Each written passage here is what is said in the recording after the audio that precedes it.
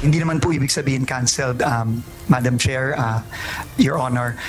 Pero sabi nga po talaga ng Pangulo, nakinig po siya sa ating mga kababayan for us to find a better way and a faster way.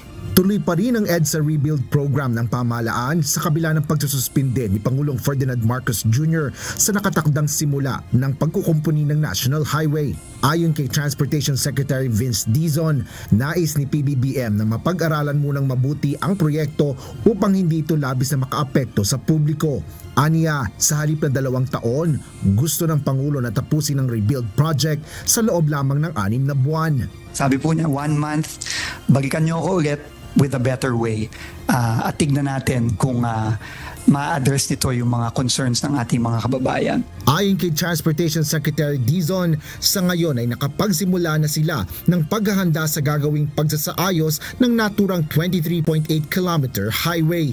Sa akin pong pagkakaalam, again, subject to the verification from the DPWH, who is the lead implementing agency, is advanced stages na po ng procurement.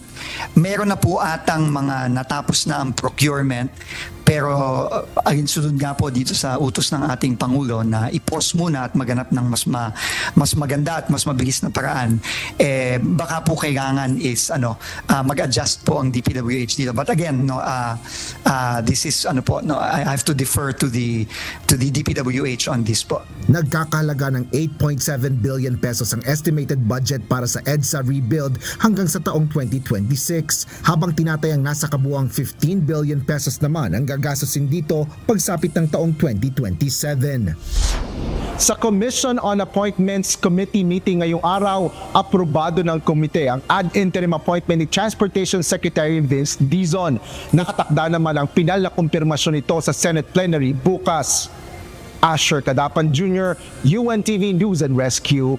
Diyos ang aming sandigan, serbisyo publiko ang aming pinahalagahan.